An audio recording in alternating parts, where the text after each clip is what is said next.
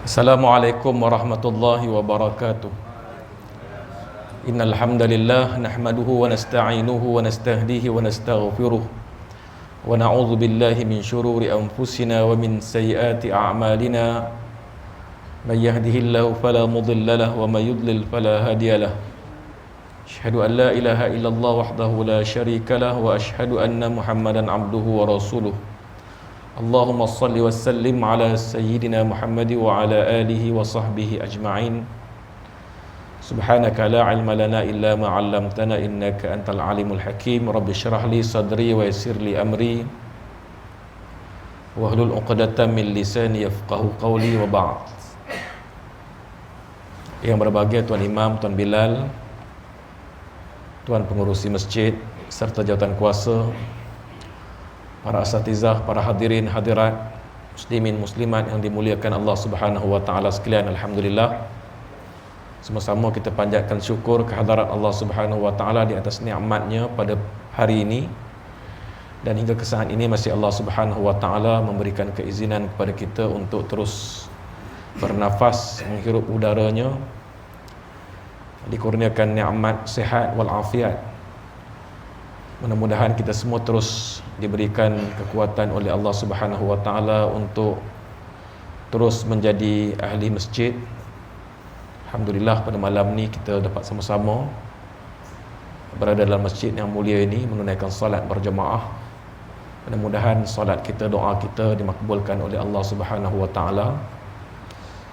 Sama-sama kita memperbaiki niat beramal ikhlas tulus kerana Allah Subhanahu wa taala, dan sama-sama kita berniat i'tikaf. Mudah-mudahan keberadaan kita dalam majlis ini turut Allah ganjari dengan pahala i'tikaf.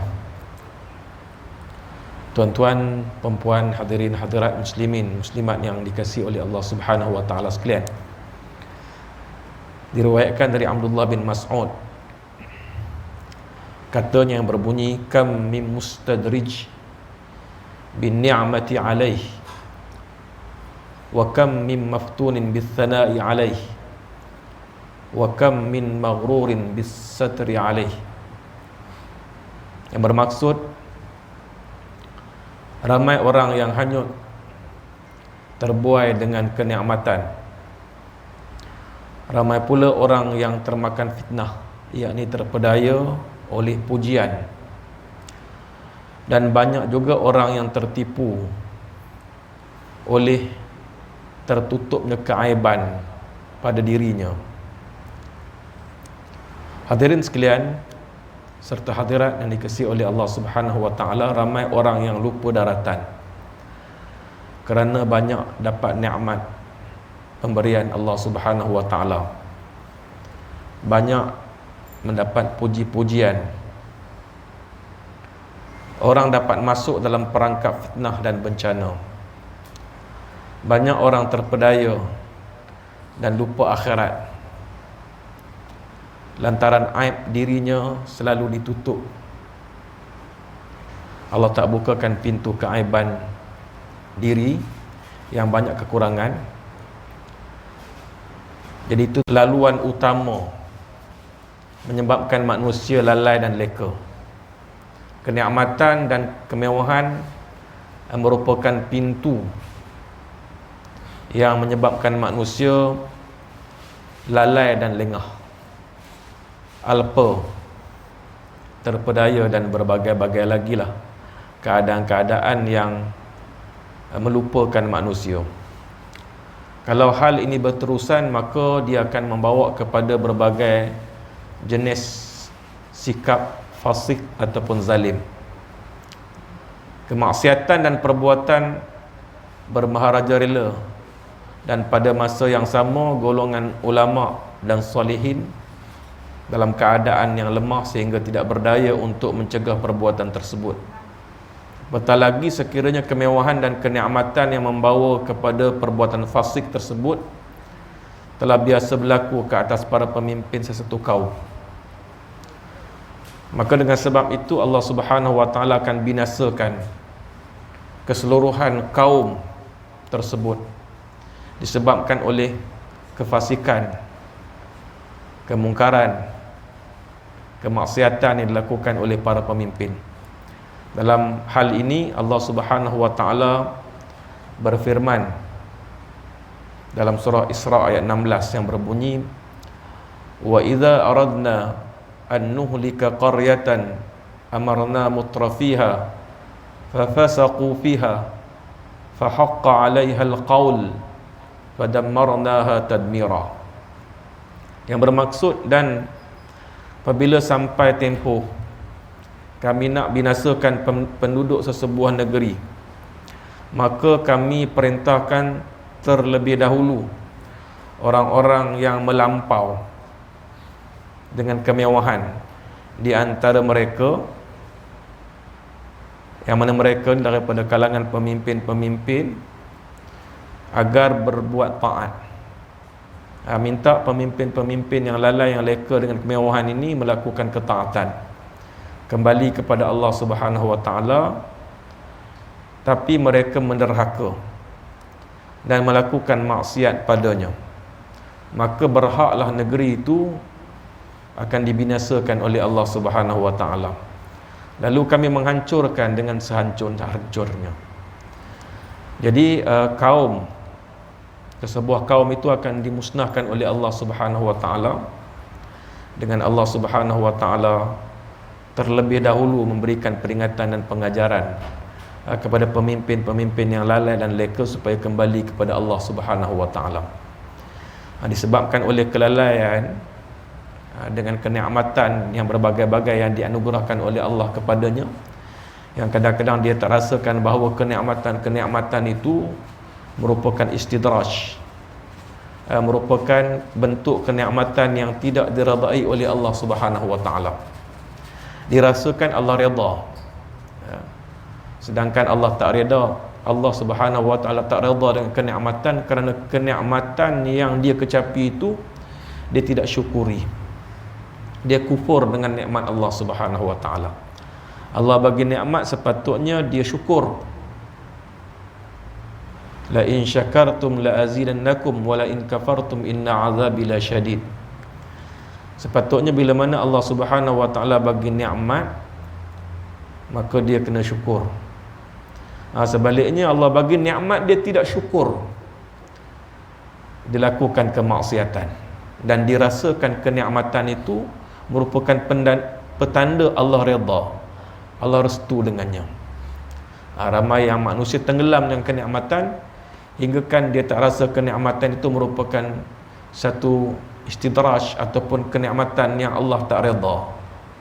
Kerana apa? Kerana dia tak syukur dengan nikmat pemberian Allah Subhanahu wa taala. Begitu juga ramai pemimpin-pemimpin, ramai orang-orang yang terpedaya dengan sana ni puji-pujian. Pemimpin ni biasanya dia dipuji, mendapat puji-pujian. Malahan bukan setakat pemimpin, tak pemimpin pun kadang-kadang suka untuk diberi pujian, mendapat pujian daripada seseorang. Sedangkan pujian-pujian ini merupakan salah satu perkara yang menyebabkan manusia itu tidak tahu apakah kelemahan dirinya, tidak mengetahui apakah keaiban dirinya, sebab selalu kena puji. Begitulah juga Allah Subhanahu wa taala tutupkan keaiban-keaiban yang mana dia tidak nampak keaiban-keaiban tersebut, sedangkan dalam dirinya ada keaiban, tapi oleh kerana kedudukannya yang tinggi, dia tidak nampak keaiban dirinya. Jadi bila mana Allah Subhanahu wa taala berbalik kepada ayat Al-Quran yang kita sebutkan tadi, surah Isra ayat 16, kalau Allah Subhanahu wa taala nak binasakan sesebuah kaum, terlebih dahulu Allah Subhanahu wa taala akan berikan peringatan kepada pemimpin-pemimpin yang zalim, pemimpin-pemimpin yang tidak melaksanakan perintah Allah Subhanahu wa taala, supaya kembali kepada Allah. Namun mereka tetap melakukan kefasikan, maka dengan sebab itu kaum itu akan dihancurkan oleh Allah Subhanahu wa taala. Jadi kaum-kaum yang dihancurkan oleh Allah Subhanahu wa taala ini telah pun disebut dalam Al-Quran. Al-Quran telah menceritakan kepada kita bagaimana umat-umat terdahulu dibinasakan oleh Allah Subhanahu wa taala disebabkan oleh mereka tidak mengikut petunjuk yang dibawa oleh Rasul utusan Allah Subhanahu wa taala kepada mereka. Rasul diutuskan oleh Allah Subhanahu wa taala silih berganti untuk bagi peringatan, ajak manusia yang telah pun tersesat jauh supaya kembali ke pangkal jalan, kembali kepada hidayah dan petunjuk Allah Subhanahu wa taala. Namun disebabkan oleh kebongkakan kesombongan mereka, mereka tak mau dengar cakap Nabi, cakap Rasul. Akhirnya Allah Subhanahu wa taala binasakan mereka dan kaumnya, sehingga tidak ada kesan. Ada sebahagiannya tidak ada kesan, dan ada di antaranya yang ada kesan, contohnya Fir'aun. Allah Subhanahu wa taala kekalkan mayatnya supaya menjadi peringatan dan iktibar kepada umat akhir zaman kita lah. Inilah muka yang ego, sombong, bokak, kemungkakan itu sampai peringkat dia mengaku dia sebagai Tuhan. Dia boleh buat apa saja, dia boleh menghidupkan dan mematikan. Jadi pujian manusia ia juga cukup berbahaya sekiranya tidak banyak kita imbangi dengan muhasabah. Jadi puji-pujian yang kita terima daripada manusia itu perlu kita fikirkan, perlu kita muhasabah kembali, adakah puji-pujian itu benar-benar ikhlas, ataupun puji-pujian itu semata-mata nakkan sesuatu daripada kita, daripada seseorang ataupun daripada pemimpin. Kadang-kadang manusia memberikan pujian tetapi ada sesuatu yang dia inginkan, ada sesuatu yang dia kehendaki, maka dia berikan puji-pujian. Tidak ikhlas pun kadang-kadang. Jadi sebab itulah puji-pujian yang kita terima itu perlu kita imbangi, perlu kita imbangi dengan muhasabah. Seringkali manusia akan lupa dan terperangkap kepada berbagai macam fitnah dan ujian apabila dia terbuai oleh pujian dan sanjungan daripada manusia. Apatah lagi sekiranya orang tersebut telah jatuh pada perasaan ujub. Ujub ni takjub dengan keupayaan diri. Mungkin sampai ke peringkat dia rasa dirinya perfect, cukup serba boleh, serba berkemampuan, tiada kekurangan. Jadi apabila tenggelam berada dalam perasaan yang sebegini, maka mungkin dia akan merendahkan pandangan-pandangan ataupun usaha-usaha orang lain. Dia merasakan bahawa ideanya yang terbaik, usahanya adalah usaha yang paling baik, sehingga kan merasakan kalau dia digugurkan, kalau dia dijatuhkan, maka tak ada orang lain yang boleh mampu melaksanakan yang macam dia pernah buat. Jadi ini antara kemungkinan sifat-sifat, tanda-tanda sifat-sifat ujub apabila dia berada dalam diri seseorang. Berasa hairan dengan kebolehan, kemampuan dan keistimewaan dirinya. Dalam sebuah hadis ada dinyatakan yang mafhumnya bahawa salah satu yang menyebabkan kebinasaan pada diri seseorang ialah perasaan ujub pada diri sendiri. Jadi ujub pada diri sendiri ni dia menyebabkan seseorang itu akan mendapat kebinasaan. Binasa seseorang itu bila mana dia ada perasaan ujub. Ujub ni merasakan diri hebat, merasakan diri hebat, serba-serbi berbanding dengan orang lain. Dan yang seterusnya, aib ataupun cela diri sendiri.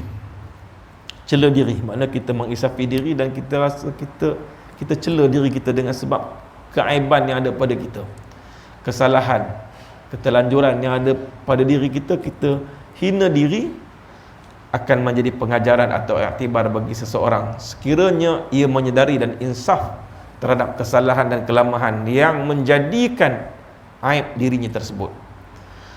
Jadi hadirin serta hadirat yang dimuliakan oleh Allah Subhanahu wa taala, sebolehnya kita kena senantiasa bertafakur, kita kena senantiasa bermuhasabah untuk kita memikirkan kecacatan dan kelemahan diri, dan kita menerima sekiranya kita ditegur oleh seseorang teguran yang membina, kalau ternyata memang benar ianya kelemahan kita, dan dalam masa yang sama kita perbaiki diri kita.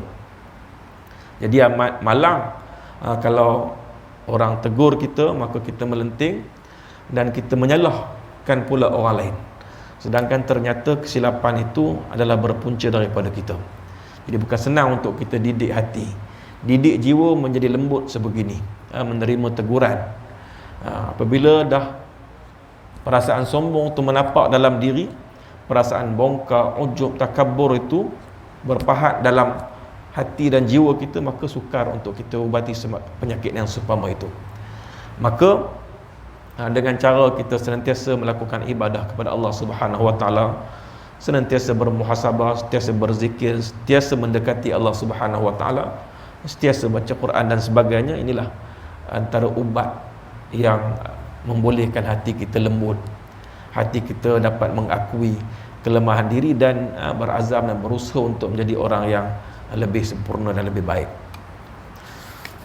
Tuan-tuan, puan-puan, hadirin serta hadirat yang dimuliakan oleh Allah Subhanahu wa taala. Oleh kerana itulah dalam Quran, dalam suratul Asr, kita diminta untuk senantiasa berpesan-pesan, pesan-pesan kepada kebenaran, pesan-pesan kepada kesabaran, kerana dia akan mendatangkan kebaikan dalam kita nak membentuk diri dan jiwa kita. Allah Subhanahu wa taala berfirman dalam suratul Asr, surah yang penting, surah yang Imam Syafi'i menyatakan bahawa adalah cukup memadai bagi manusia yang mampu menghayati dan memahami tafsiran dan intisari suratul Asr. Betapa padat dan padunya mafhum yang boleh kita ambil daripada suratul Asr, di mana Allah Subhanahu wa taala berfirman, wal asr, Allah bersumpah dengan masa, innal insana lafi khusr, sesungguhnya manusia berada dalam keadaan rugi. Yang tak rugi ialah illal ladzina amanu wa amilus solihat, melainkan orang-orang yang beriman dan beramal. Iman dan amal, ini orang yang tak rugi. Dalam sehari itu dia ada iman dan dia mengutarakan imannya dengan amal. Alladzina amanu wa amilus solihat, orang-orang beriman dan beramal soleh, dan bukan sekadar itu, malah watawassaw bil haqq, melaksanakan kerja-kerja dakwah, kerja-kerja nasihat, menasihati, ingat mengingati, berpesan-pesan kepada kebenaran dan berpesan-pesan kepada kesabaran. Bukan senang untuk kita menyatakan ataupun menasihatkan perkara yang benar. Tak semua orang boleh terima. Hatta walau kita tulis dalam WhatsApp tegur, nyatakan kebenaran, jadi bagi orang yang ada sifat ego, sifat bongkak, sifat sombong, dia tak terima kesalahan, tidak terima kelemahan diri, bahkan dia mencari pula kelemahan orang lain bagi nak menutup ataupun cover dia punya kekurangan yang ada pada dirinya. Jadi ini merupakan satu tanda dia mempunyai penyakit hati, penyakit jiwa, ada sifat-sifat mazmum yang perlu diubati. Jadi penyakit hati inilah yang menyebabkan terzahirnya perlakuan-perlakuan buruk. Daripada penyakit hati ini, dia akan ada perasaan dendam. Melayu sebut dendam kesumat, ataupun dalam bahasa Arab khusumah, dendam permusuhan. Khusumah tu makna permusuhan. Barangkali kesumat itu diambil daripada perkataan khusumah, dendam dan permusuhan. Jadi berpunca daripada hati yang berpenyakit, yang tidak diobati, dia akan menzahirkan perbuatan yang boleh menzalimi orang lain. Ini tahap yang beratlah bila dijelmakan, apabila dizahirkan melalui perbuatan. Tapi asalnya dia berpunca daripada hati yang kotor, hati yang bongkak, hati yang sombong, tak mau mendengar peringatan, tak mau mendengar kebenaran. Dan Allah minta dalam Quran supaya kita menasihati, berpesan-pesan kepada kebenaran dan berpesan-pesan kepada kesabaran. Jadi kalaulah dalam sehari kehidupan kita buat apa yang dikehendaki dalam suratul Asr ini, intipati dalam suratul Asr ini, maka kita akan menjadi insan yang sempurna, insan yang hebat, beriman dan beramal, iman dan amal, dan dalam masa yang sama melaksanakan kerja-kerja dakwah, berpesan kepada kebaikan dan berpesan kepada kesabaran. Mudah-mudahan kita semua tergolong dalam golongan orang-orang yang diberi kekuatan oleh Allah Subhanahu wa taala untuk melaksanakan intipati surah Al-Asr. Jadi ayat Al-Quran ini dia bermakna bila mana kita melaksanakan apa yang dikehendaki oleh ayat itu. Jadi kita jangan merasakan bahawa ayat ni kena pada orang lain. Ayat ni kita kena rasakan bahawa khitabnya ditujukan kepada kita. Ditujukan ayat itu kepada kita dan kita kena cuba laksanakan daripada masa ke semasa supaya kita menjadi insan yang sempurna dalam kehidupan beragama. Tuan-tuan, perempuan yang dikasihi oleh Allah Subhanahu wa taala sekalian. 3 perkara yang mesti diambil berat oleh orang yang berakal. Ya. 3 perkara yang mesti diambil berat oleh orang yang berakal. Nasihat yang ke-7 diriwayatkan, saya nakalkan apa yang terdapat dalam kitab ini, kitab Nasail Ibad. Diriwayatkan bahawa Nabi Daud AS ada berkata, telah diwahyukan dalam kitab Zabur sebagaimana berikut. Ya. Haqqun 'alal 'aqil alla yastaghilla illa bi thalath. Tazawwudin li ma'ad wa mu'natin li ma'ash wa talabil ladzati bihalal. Maknanya, hak atas orang yang berakal ialah jangan sibuk. Bagi orang berakal ni, dia jangan sibuk melainkan dengan 3 perkara. Nak sibuk 3 benda ya. Apa dia? Yang pertama, himpun bekalan untuk akhirat. Himpun bekalan untuk dibawa ke akhirat. Yang kedua, cari biaya, cari belanja untuk sekadar yang kita dapat dalam kita nak menjalani kehidupan. Cari biaya untuk hidup ataupun cari belanja untuk hidup, kata mudahnya lah. Nak sibuk boleh, tapi 3 benda ya. Saya ulang balik. Sibuk untuk menghimpun bekalan menuju akhirat. Sibuk cari belanja untuk menjalani kehidupan. Dan mencari kelazatan dengan cara yang halal. Cari kelazatan dengan cara yang halal. Jadi orang-orang yang berakal ni, dia akan melakukan 3 benda ni. Bekalan akhirat dihimpun dengan melakukan perbuatan yang soleh. Tentunya bekalan yang terbaik adalah bekalan taqwa. Wa tazawwadu fa inna khairaz zadit taqwa. Carilah bekalan. Sebaik-baik bekalan kamu adalah taqwa. Taqwa merupakan bekalan kita untuk kita bawa ke hari akhirat, dalam arti kata melaksanakan segala perintah Allah dan meninggalkan segala tegah larang Allah Subhanahu wa taala. Berhati-hati dalam kehidupan, kerana dalam kita menjalani kehidupan ini ada perkara yang boleh, ada perkara yang tak boleh dilaksanakan. Ada perkara yang halal, ada perkara yang haram. Ya. Jadi begitulah kehidupan kita. Celak je mata, kita akan diberi pilihan. Ya. Baik, buruk. Dosa, pahala. Syurga, neraka. Tak lari daripada 2 benda yang berlawanan ini. Maka pilihlah. Kita diberi pilih oleh Allah Subhanahu wa taala untuk baik ataupun buruk, untuk syurga ataupun neraka. Jadi tentunya kita diminta oleh Allah Subhanahu wa taala untuk mencari qadar takdir yang baik. Fastabiqul khairat. Berlumba-lumba kamu untuk melakukan kebaikan.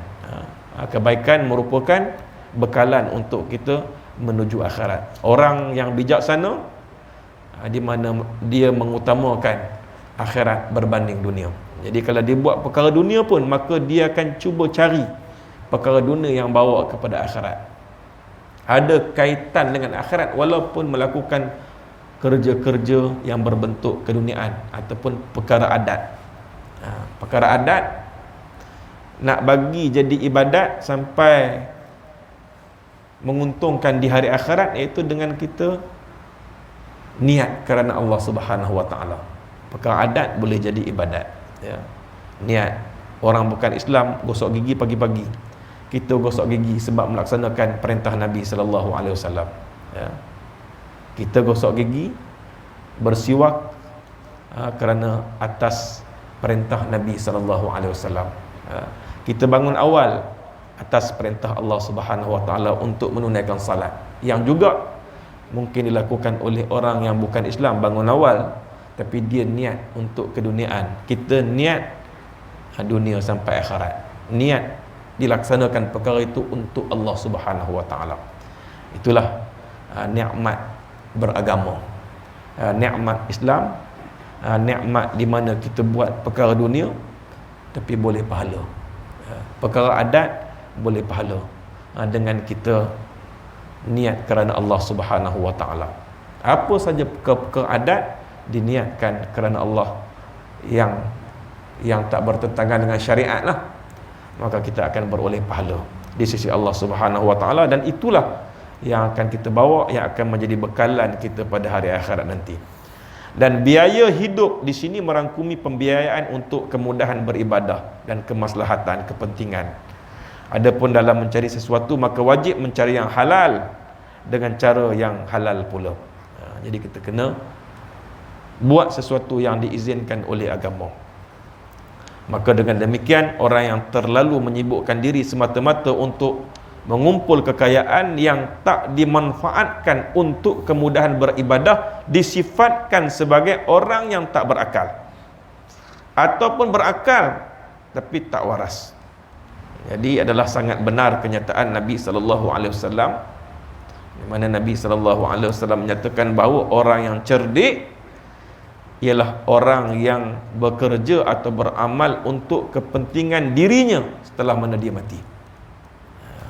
Ini merupakan orang yang cerdik. Orang yang cerdik, setiap benda yang nak dia buat, dia plan benda yang nak dia buat itu ada untung sampai ke akhirat, walaupun dia buat perkara dunia.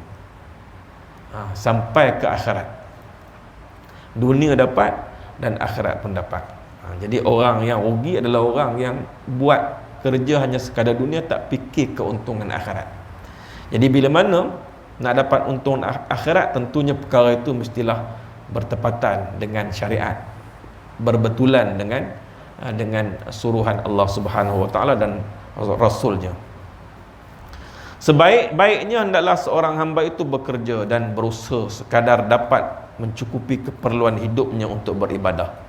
Dan kalaulah dia seorang yang berjaya dan kaya raya, biarlah seperti sahabat Abdurrahman bin Auf dan Khalifah Uthman bin Affan, yang walaupun mereka seorang hartawan, namun hati mereka tetap zuhud, kerana sebahagian besar harta mereka disumbangkan, digunakan untuk perjuangan Islam. Sungguh pun demikian, sebarang harta kekayaan mestilah didapatkan dengan cara yang halal dan diagihkan pula dengan cara yang halal. Dapat cara halal dan digunakan ke jalan yang betul. Kerana semua ni nanti akan ditanya, dipersoalkan oleh Allah Subhanahu wa taala, dari mana kamu dapat dan ke mana kamu belanjakan harta yang kamu dapat. Jadi harta yang kita miliki juga merupakan ujian daripada Allah Subhanahu wa taala, ya. Sakit pun ujian, sihat pun ujian, senang pun ujian, susah pun ujian, ya. Miskin pun ujian, kaya pun ujian. Jadi begitulah kehidupan, semuanya ujian daripada Allah Subhanahu wa taala untuk lihat siapakah di kalangan hamba-Nya yang taat kepadanya, yang paling bertakwa kepadanya. Tuan-tuan perempuan yang dimuliakan oleh Allah Subhanahu wa taala. Jadi kita beriman kepada qada qadar Allah Subhanahu wa taala. Antara rukun iman, kita beriman dengan takdir. Dan takdir yang menimpa kita ini ada baik dan ada buruk, ya. Ada baik dan ada buruk. Dan walaupun baik, walaupun takdir yang baik, takdir yang baik contohnya kita melakukan ketaatan kepada Allah Subhanahu wa taala, takdir yang baik ini juga boleh berubah jadi buruk bila mana kita buat taat tapi tak ikhlas kepada Allah Subhanahu wa taala, ya. Begitulah juga kalau kita Rezeki yang Allah Subhanahu wa taala kurniakan kepada kita melimpah ruah, ya. Baik takdir tu, tapi dia boleh jadi buruk bila mana kita tidak mensyukuri rezeki yang Allah Subhanahu wa taala kurniakan kepada kita. Tanda syukur bukan sekadar kita ungkapkan alhamdulillah, bahkan kita kena kotakan dengan lakukan, iringkan dengan amal soleh. Jadi tanda syukur kepada rezeki yang Allah Subhanahu wa taala telah kurniakan kepada kita, itu merupakan takdir yang baik. Begitulah juga takdir yang tak baik, ya. Tetap Allah Subhanahu wa taala Maha Adil. Bila mana kita buat yang tak baik, kita akan dibalas dengan balasan yang setimpal. Cuma tinggal lagi apabila kita ditakdirkan tergelincir melakukan kemaksiatan, maka perkara itu boleh jadi baik bila mana kita bertaubat kepada Allah Subhanahu wa taala, ya. Apabila jatuh tergelincir lakukan maksiat, maka bagi orang-orang yang beriman, mereka terus kembali kepada Allah Subhanahu wa taala, bertaubat kepada Allah Subhanahu wa taala. Dan paling malang, bila mana Allah takdirkan yang buruk, dia terus melakukan keburukan dengan kebongkakan dan kesombongan. Langsung dia akan tempah neraka Allah Subhanahu wa taala. Tuan-tuan, puan-puan yang dikasihi oleh Allah Subhanahu wa taala sekalian, yang terakhir, mungkin separuh saja saya akan sebut, ya. 3 penyelamat, 3 pembinasa, 3 darjat, dan 3 kafarat penebus dosa. Dari Abdul Rahman bin Sakhr, Abu Hurairah radhiyallahu anhu berkata, Nabi sallallahu alaihi wasallam bersabda seperti mana berikut: "Thalathun munjiyatun wa thalathun muhlikat wa thalathun darajatun wa thalathun kafarah.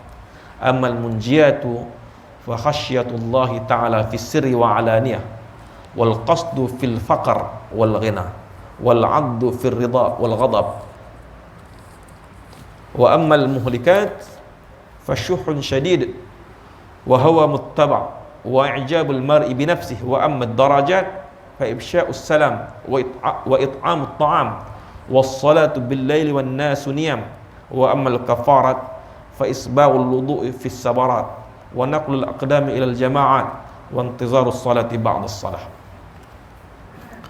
Ini nasihat yang ke-8, hadis Nabi sallallahu alaihi wasallam yang ceritakan kepada kita tentang 3 penyelamat, 3 perkara yang menyelamatkan manusia daripada azab seksa. Yang pertama, takutkan Allah Subhanahu wa taala.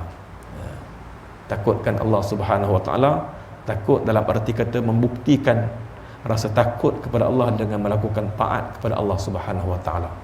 Laku maksiat itu tidak bukti takut kepada Allah Subhanahu wa taala.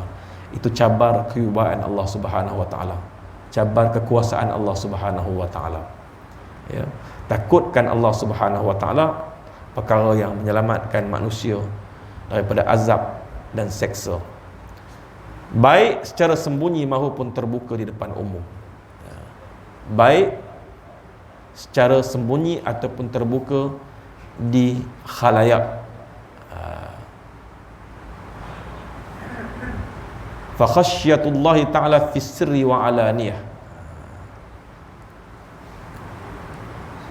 Takutkan Allah Subhanahu wa taala baik secara sembunyi ataupun secara terbuka.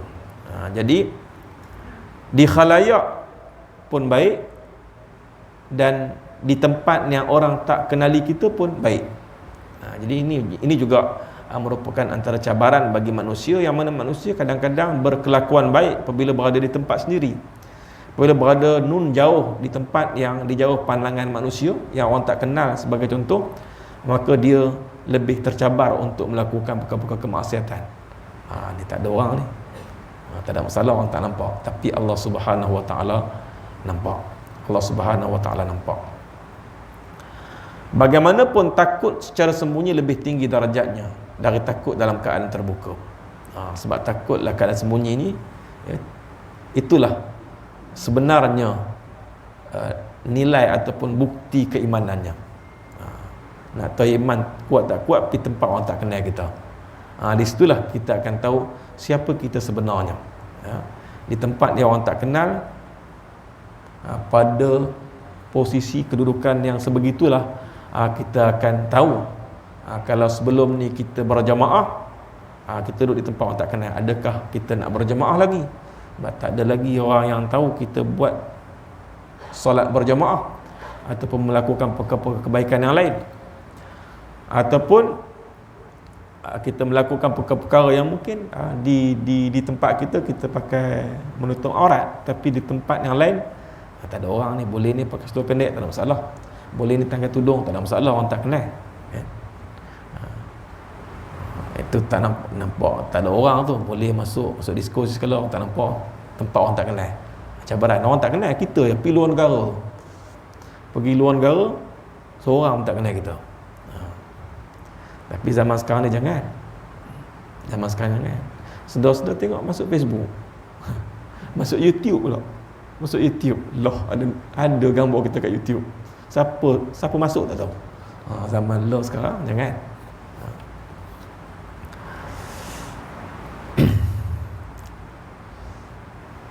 Baik, seterusnya yang kedua,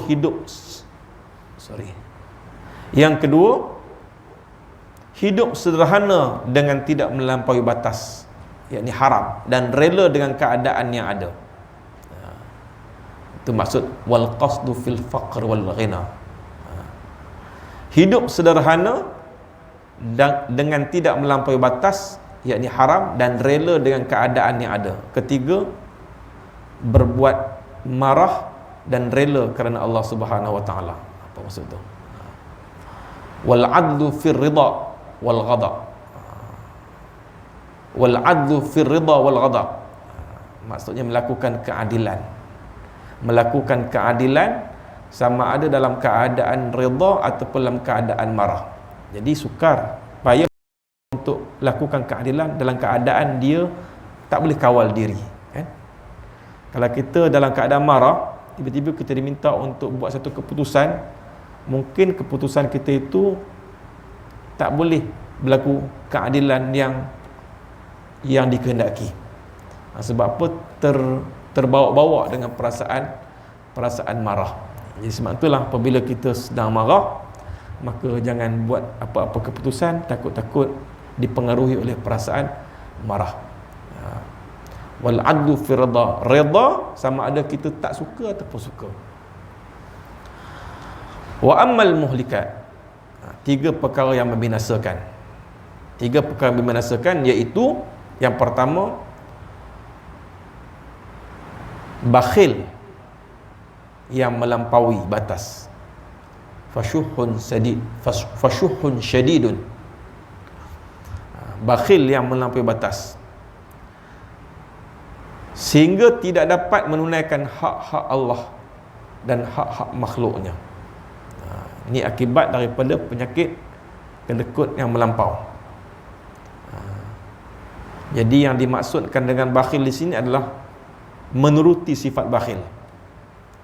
Menuruti sifat bakhil. Sifat kedekut ni masih sifat yang ada dalam diri, cuma kita nak kena kawal supaya jangan terlalu pegang, jangan terlalu simpan, jangan terlalu bakhil, jangan terlalu kedekut.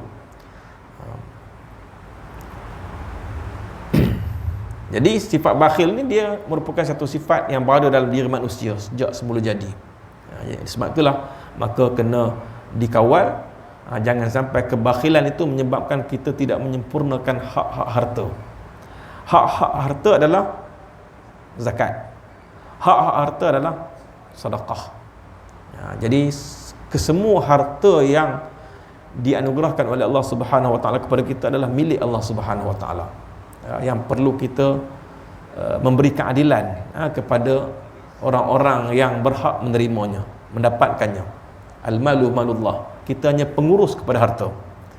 Sebahagian kecil daripada harta yang kita miliki adalah hak fakir miskin ataupun hak asnaf yang perlu kita lunaskan. Jangan disebabkan oleh sifat kedekut, sifat bakhil menyebabkan kita tidak menyempurnakan hak-hak yang sepatutnya kita kena laksanakan. Tuan-tuan perempuan yang dimuliakan oleh Allah Subhanahu wa taala sekalian. Isyarat kan? Isyarat. Jadi hadis ni agak panjang sikit, jadi saya pun tak berhajat untuk sambung. InsyaAllah kita akan detailkan lagi pada kuliah pada masa akan datang, insyaAllah. Jadi apapun pada malam ni kita dapat menyempurnakan tiga nasihat agama melalui kitab ini, Nasaihul Ibad. Mudah-mudahan ada manfaat untuk kita semua, untuk merawat hati kita supaya menjadi hati yang bersih daripada segala sifat-sifat mazmum, sifat-sifat yang terkeji. Kerana sifat-sifat yang terkeji ini dia nanti akan terzahir. Takut sifat-sifat terkeji ni kalau tak diubati, dia akan terzahir pada perbuatan kita. Apabila sifat-sifat terkeji terzahir pada perbuatan kita, maka kita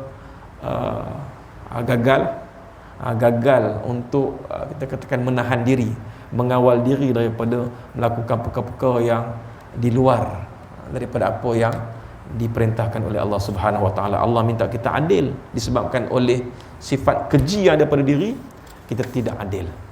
Kita tidak adil kepada manusia, kita buat zalim, kita buat perkara-perkara maksiat, fasik dan sebagainya. Ini semua pakal pokoknya adalah hati dan jiwa kita. Oleh kerana itulah maka kita berdoa, senantiasa berdoa agar Allah Subhanahu Wa Taala bersihkan hati dan jiwa kita. InsyaAllah hati yang bersih akan mengeluarkan, akan menzahirkan perbuatan yang taat kepada Allah Subhanahu Wa Taala.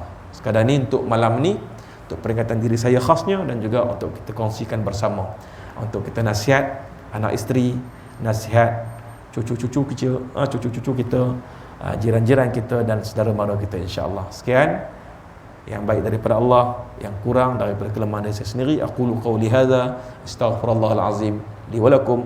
Assalamualaikum warahmatullahi wabarakatuh. Bismillahirrahmanirrahim. Allahumma zidna ilma warzuqna fahma. Allahumma zidna ilma warzuqna fahma. Allahumma zidna ilma warzuqna fahma. Birahmatika ya arhamar rahimin. Walhamdulillahirabbil alamin. Qabbalallahu minkum.